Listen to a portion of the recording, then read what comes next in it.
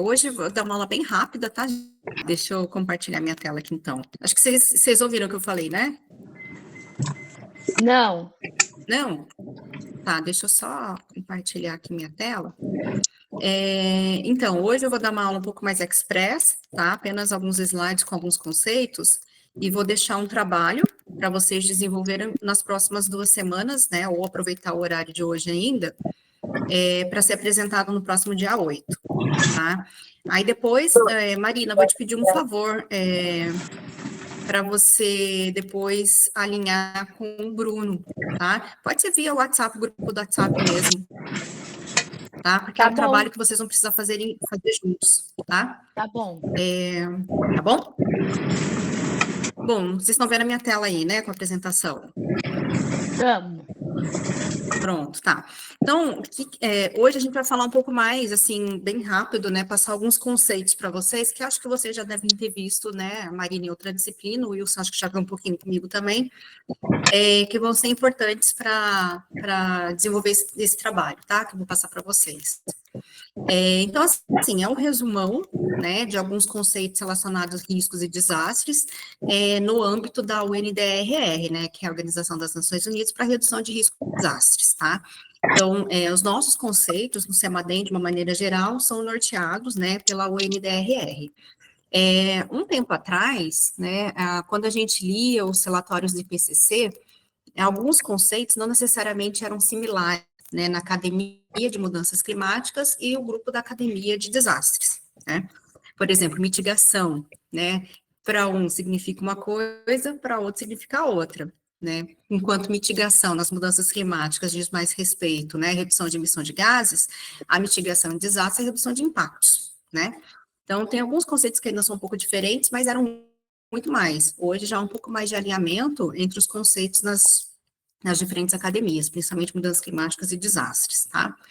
Então, de maneira geral, né, perigo, ameaça ou hazard, né, quando vocês virem esse termo, né, de acordo com o NDRR, é um evento ou fenômeno com potencial de causar danos, né, e acho que eu já mostrei para vocês nas outras aulas, né, que podem ser fenômenos climáticos, meteorológicos, hidrológicos, astronômicos, tecnológicos, enfim, vários tipos de hazards, né, que são esses eventos ou fenômenos que podem causar danos, tá?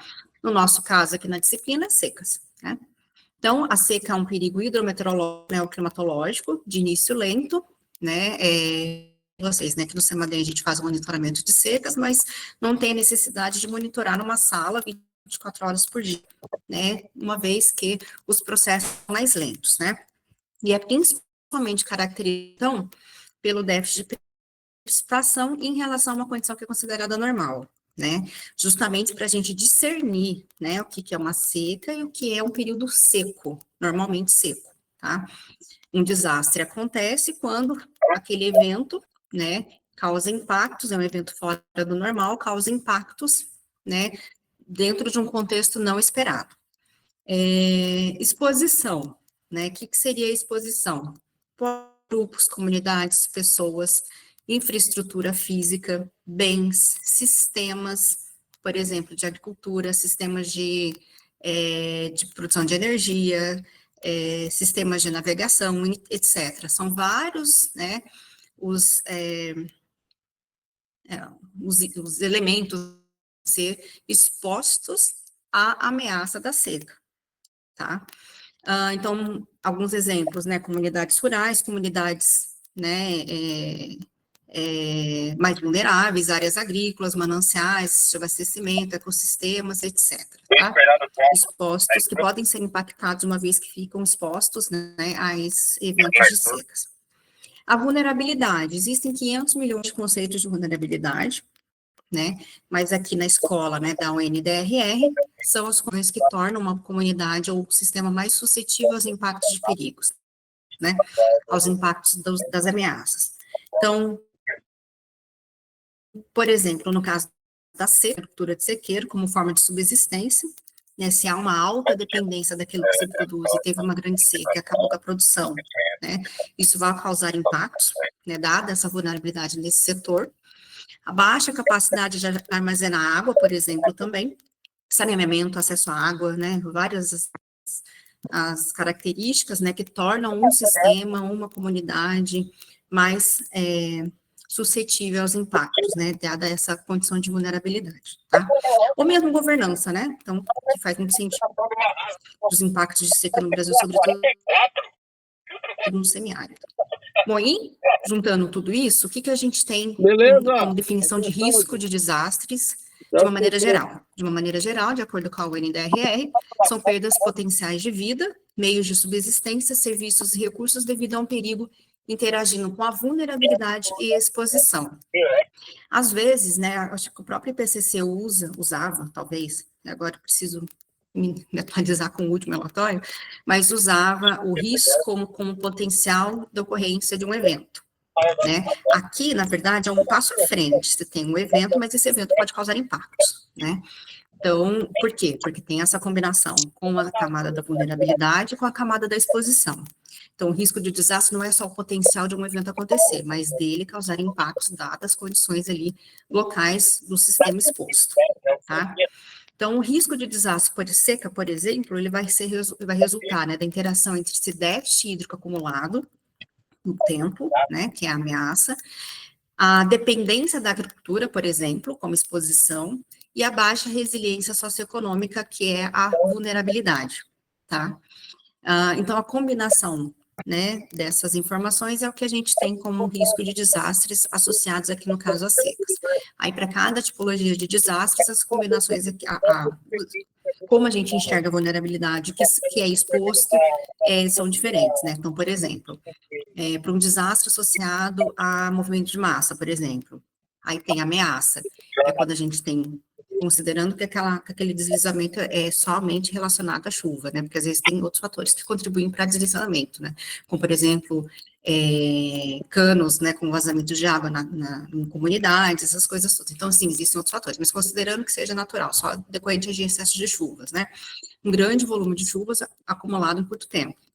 Aí você tem o que é exposição, são a população vivendo em áreas de risco, né, e que geralmente são, a maior parte, não tudo, né, são comunidades, né, que têm já uma alta vulnerabilidade socioeconômica, por isso que moram numa área de risco, a maior parte, mas existem também, exemplo, por exemplo, na região serrana do Rio, né, nos grandes desastres que nós tivemos anos atrás, não foram só população, né, mais vulnerável socioeconomicamente falando, que foram afetadas, mas, né, casas grandes, resorts, né, também foram impactados, mas em grande parte, em grande maioria, geralmente são comunidades mais vulneráveis do ponto de vista socioeconômico.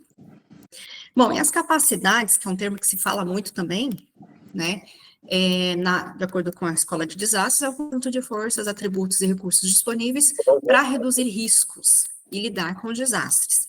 Então, se tem uma seca, né, muito intensa, prolongada, mas, por outro lado, localmente, há uma boa infraestrutura hídrica, com cisternas, reservatórios, uma boa gestão do recurso hídrico, por exemplo, você minimiza impactos, né? Outras capacidades também tem a ver também com tecnologias também para uso eficiente de irrigação, ou tecnologias, ou manejo da terra, né, para evitar perdas, etc. Então, há formas, né, conjuntos, né, atributos e recursos que ajudam a lidar e reduzir os riscos de impactos decorrentes de certas tipologias de desastre, como, por exemplo, as secas também, tá? E quando a gente fala de redução do risco de desastre, né, o próprio nome UNDRR tem isso no nome, né, redução de risco de desastres. O que é redução de risco de desastres? Né, que é muito famoso o DRR. São estratégias e ações. Então, tem formado por alguns pilares, dentre eles o monitoramento contínuo e alerta precoce do desastre, né? Mas, além disso, envolve também planejamento, gestão de riscos, né? Aqui no caso específico da seca, né? Gestão hídrica, fortalecimento institucional, porque o fortalecimento institucional está relacionado com as capacidades, né? Bom, e a resiliência, outro termo também que se fala muito, é a capacidade de resistir, absorver, adaptar-se e recuperar dos efeitos de um perigo. Então, por exemplo, tem uma grande seca, né, mas a comunidade é mais resiliente, porque tem ali um bom gerenciamento dos recursos hídricos, né? Tem outras fontes de renda, por exemplo, não é só dependente de uma única fonte, né? E também adota práticas sustentáveis de uso da terra, por exemplo. Então, isso torna as comunidades mais resilientes, ou mesmo sistemas mais resilientes, no caso de sistemas de recursos hídricos. Bom, e a seca como um desastre? Então, a gente já falou sobre isso, né? Mas só recapitulando, uma seca só se torna um desastre quando ela afeta significativamente vidas, meios de vidas, ecossistemas, sistemas produtivos, né? Superando a capacidade local de resposta desses sistemas. Tá? Então, o foco não está só na ocorrência do fenômeno, mas, sobretudo, na forma como ele impacta os sistemas humanos e naturais. Né? Se não fosse tudo isso, a gente estaria olhando para a seca só do ponto de vista meteorológico. Né? E quando a gente fala de seca como desastre, está inserida nesse contexto todo. Tá? Bom, então, risco de desastres associados às secas, em resumo. Então, em determinado local suscetível às secas. Aqui, eu coloquei um slide antigo, que tem até que atualizar, porque acho que já não existe mais lugar suscetível a secas, né? Acho que o globo todo é suscetível, não existe... hoje, dada, né, as mudanças que a gente tem observado de clima, regiões que não eram tão afetadas por seca, hoje já são mais afetadas por secas. Então, já diria que não existe mais um local suscetível a secas. Existem, sim, locais suscetíveis à aridização, são coisas diferentes. As condições de vulnerabilidade das pessoas e grupos sociais que neles residem não são as mesmas, né? Por exemplo, a gente tem grupos de agricultura familiar no Rio Grande do Sul, no Paraná, Santa Catarina, e a gente tem grupos de agricultores familiares no interior do semiárido. São completamente diferentes, né? Às vezes um tem mais acesso a recursos do que outros, né? Sejam eles de assistência técnica ou outros recursos sociais, né? E que faz com que as respostas, né, aos desastres sejam também diferentes. Né? Por isso que a gente não pode enxergar, né, a seca só como um fenômeno físico, né? Porque vai depender dessas configurações para ter mais ou menos impactos, né? Então, o risco de desastre está associado à relação entre ameaças, vulnerabilidades, capacidade de resposta, e aqui entra um termo novo, né, que são as políticas de mitigação, que tem a ver com as capacidades, né, e a resiliência. Então, esses são os 3 pilares, né, de uma gestão, de um sistema, né, de gestão de risco de seca. O que é um sistema integrado de gestão de risco de seca? Ele é formado, né, pelo pilar do monitoramento e alerta precoce, ou seja, diagnóstico de condições de seca, né, ou previsão das condições de seca, como, por exemplo, o trabalho que a gente faz aqui no CEMADEM e em outras instituições. É formado também, né, pelo pilar de avaliação de impactos e vulnerabilidade. É extremamente importante a avaliação de vulnerabilidade no contexto de gestão de risco de seca, se não fizer isso, se não entender quais são as vulnerabilidades, né, daquele município, daquele sistema, não se consegue fazer uma boa gestão de risco. Então, tem que entender quem, o que, qual é o risco, por que tem um risco, né? E entender, é preciso fazer priorização? Um país continental como o Brasil, sim, né? As realidades são muito distintas. As secas que acontecem no canto do Brasil e em outro canto do Brasil não necessariamente é a mesma em termos de impactos. Então, é preciso entender muito bem isso, né? Para criar um bom sistema integrado de gestão seca. E tem, né, a parte que é um pouco mais de governança, né, que são as ações de mitigação, de resposta, de preparação, né. No Brasil, como eu já falei, acho que em outras aulas, né, a gente tem muitas políticas públicas voltadas para a redução de impactos de secas, mas muito focadas no semiárido, né, que hoje já não faz mais muito sentido, né, algumas ações sim, algumas mais sociais sim, né, certo ponto de vista sim, mas tem outras que não. Então, as ações de mitigação, elas devem ser construídas no contexto do país, né, no nosso país, olhando, né, para as diferentes características regionais que temos, diferentes estruturas que temos, para montar um bom sistema integrado de gestão de risco de seca, que não pode ser focado numa única região, né, embora a gente saiba, né, que o interior de semiárido tenha suas especificidades em relação, sobretudo, às características socioeconômicas, o impacto que acontece por exemplo, no centro-sul do Brasil, que é onde tem, né, uma parte da produção de energia hidrelétrica, e o sistema é todo interligado, a gente sabe que uma seca hidrológica prolongada nessa região afeta bandeiras, né, de custos de energia, e isso afeta o país inteiro, inclusive aquele que mora lá no interior do semiárido. Então, o sistema ele é todo conectado, e o que acontece num ponto do país afeta outro, né, isso também sem considerar a parte agrícola, né? Que a agricultura, né, também, não só do Centro-Oeste, mas em outras regiões do país, também, né? Exemplo do café, por exemplo, né? A gente teve uma seca bem longa, prolongada em São Paulo, também no Espírito Santo, e o que culminou também contribuiu para o aumento dos preços. E afeta também a população lá mais vulnerável do interior do semiárido. Então, o sistema todo conectado, interconectado, né? Então, as ações e as medidas de mitigação, elas devem ser olhadas de uma forma ampla, né? E multifacetadas pelas diferentes realidades que a gente tem de uma região, determinado país. Aqui tem uma outra formulazinha, né? Que foi elaborada pelo Vitor, um trabalho que nós fizemos juntos, Vitor Marquezine aqui do Semadem, criando aqui uma equação conceitual, né, do risco de seca associado, risco de desastres associados à seca. Então, a gente tem aqui, o risco é igual às vulnerabilidades, tem ameaça, né, mas em função, né, das vulnerabilidades que podem ser as mais diversas, né, naturais, físicas, econômicas, sociais, culturais, religiosas, etc., né, as capacidades de proteção também que variam, né, muito de região para região, e qual é o sistema que geralmente é mais afetado, e o Nzinho aqui que vai de encontro com as políticas, né, com a mitigação de riscos, que são ações de prevenção e proteção social que contribuem, né, para reduzir os riscos, tá? Bom, só para fechar aqui essa parte conceitual, né? Então, de acordo com a NDRR, as vulnerabilidades, elas têm vários fatores contextuais. Entender a vulnerabilidade é bastante complexo, mas é importante que se faça, né? Por que a perda na agricultura naquela região afetou mais as comunidades, né?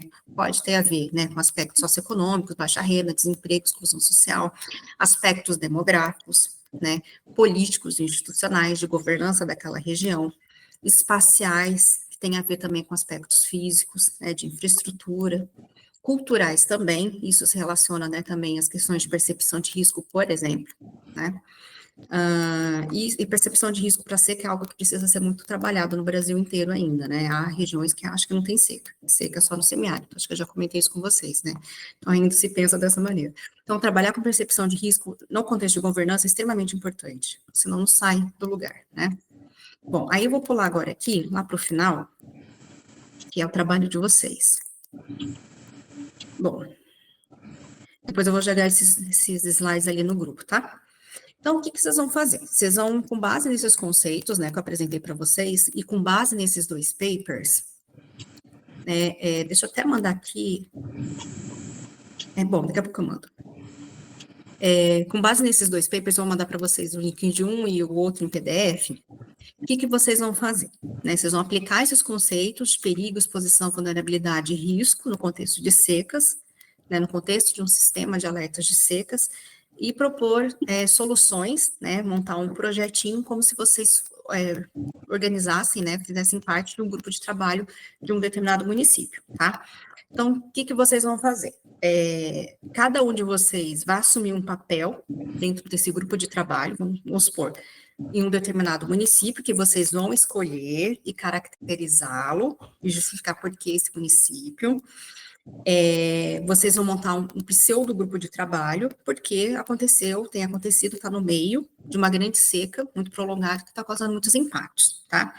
Então, uma sugestão aqui de papéis, né? Então, vai ter ali o técnico do monitoramento de seca, que é, por exemplo, um trabalho que o Semadem faz, por exemplo, a pessoa é responsável por esse trabalho. Aí vai ter também um representante da Defesa Civil desse município, que eu estou sugerindo que seja o Marcelo aqui, e o técnico do monitoramento de seca, o Bruno. Teremos também um gestor público, que pode ser o prefeito, pode ser o secretário de Agricultura, pode ser o secretário de Meio Ambiente, qualquer secretaria, né, que vai ser representada aqui pela Marina, e um líder comunitário ou um produtor rural, que aqui eu estou colocando o Wilson, tá?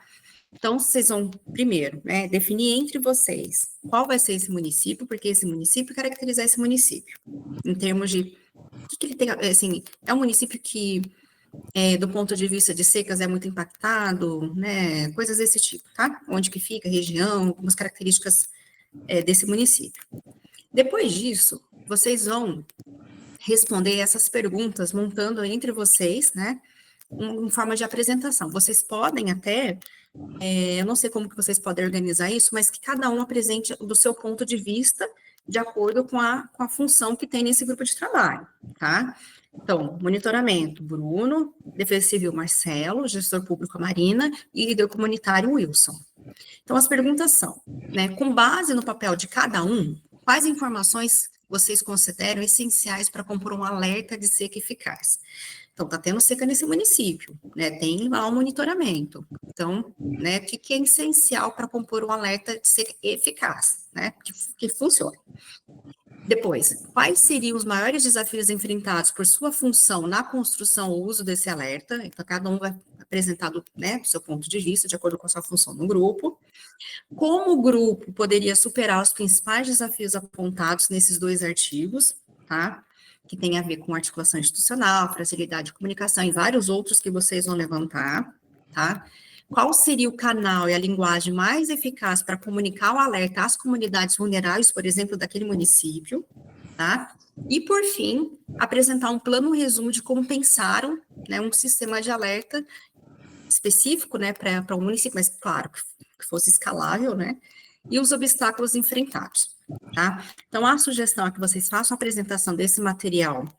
Vocês podem fazer uma apresentação de até uns 40 minutos, dividindo os tempos entre vocês, ou um pouco mais, se precisar, no próximo dia 8 de maio, tá bom? Deixa eu já mandar para vocês aqui os artigos. Alguma dúvida, gente? Ô, Ana, então tem aula semana que vem? Não, é feriado, né, dia 1º. Ah, é verdade. Não, por isso que eu estou passando isso para vocês. Assim, vocês podem usar o tempo agora ou vocês podem se organizar assincronamente também, monta um drive, alguma coisa do tipo, sabe? Ou agenda uma conversa rápida, ou conversa agora, vocês que sabem. Ó, esse é um dos artigos, deixa eu mandar o outro para vocês, acho que vou mandar lá no WhatsApp, que fica registrado, né? Senão vocês vão perder aqui.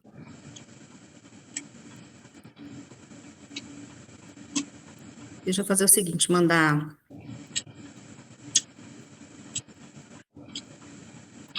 Apertar lá.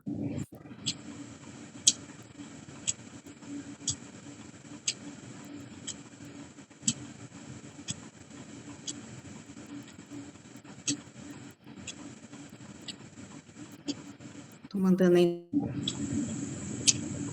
já.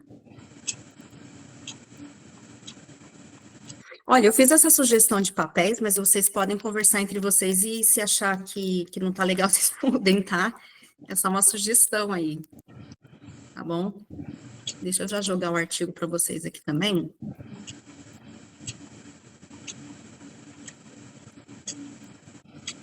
Marina, e você fica responsável, então, de alinhar com o Bruno, pode ser? Pode ser, professora. Eu falo com ele. Tá. Aí vocês se organizem, como que vocês vão trabalhar em grupo.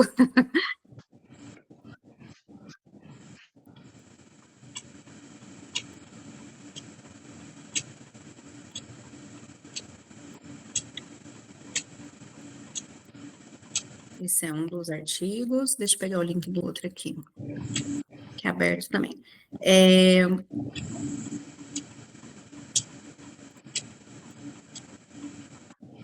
Esse artigo, Desafios para a Consolidação de Sistema de Alerta de Risco de Desastres, ele foi um artigo meu, junto com o Vitor, né, e outros colegas, de 2019. Não, 19, isso. Então, assim, ele já foi um pouquinho depois, né, que acabou praticamente a seca ali. Agora, esse outro aqui, Drought Preparedness in Brazil, é de 2000 ele é um pouco mais antigo, ele saiu em 2013, se eu não me engano, deixa eu ver aqui.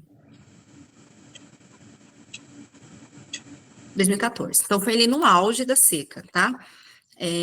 Bem no meio, quando estava tudo colapsando, semiárido. Então, assim, traz algumas ações ali que foi feita, etc., que eu ia até falar para vocês hoje também, mas eu vou deixar para vocês, Helene, que está tudo aqui, tá? E o outro nosso ali, também falando sobre um pouquinho de sistemas de alerta voltados para seca, o que é o sistema de alerta, etc., tá? Então, com base nesse material, eu acho que vocês podem buscar outras referências, mas tem muita coisa ali, muito fundamento para vocês ali, tá? Para entender como que estruturar essas respostas, dado que vocês, né, formam agora um grupo, uma força-tarefa para lidar com a seca de um determinado município, tá bom? Certo, Wilson? Acho que o Wilson está em trânsito.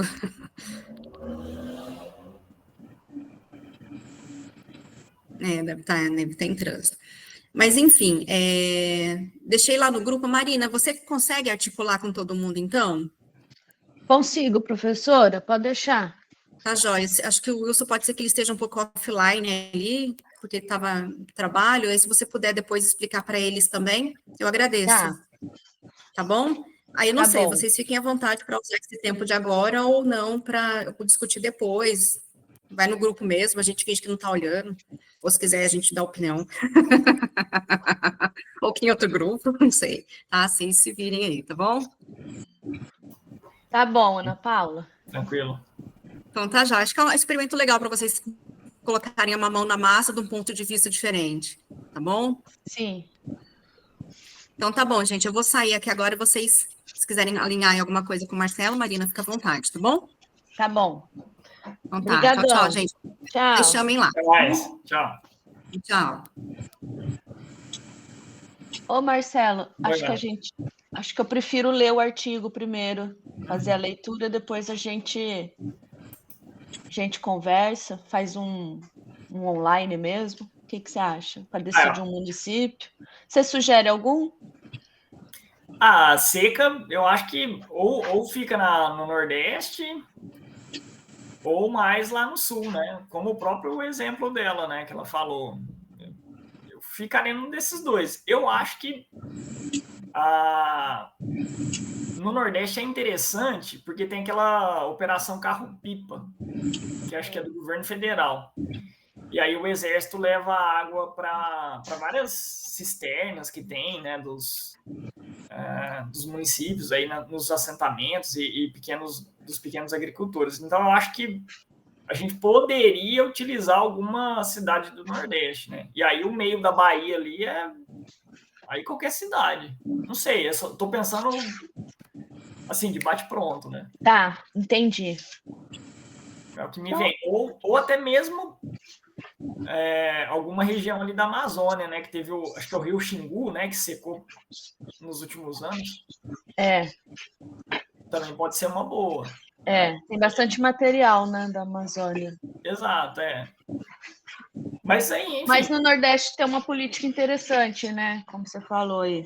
Eu acho que para cada um, tendo em vista os papéis de cada um, eu acho que a gente pode eventualmente trazer informações diferentes de cada um, né? E eventualmente isso seja legal, né? Até mesmo para as professoras eventualmente corrigir a gente, enfim, posicionar a gente melhor nessa questão de secas como desastre.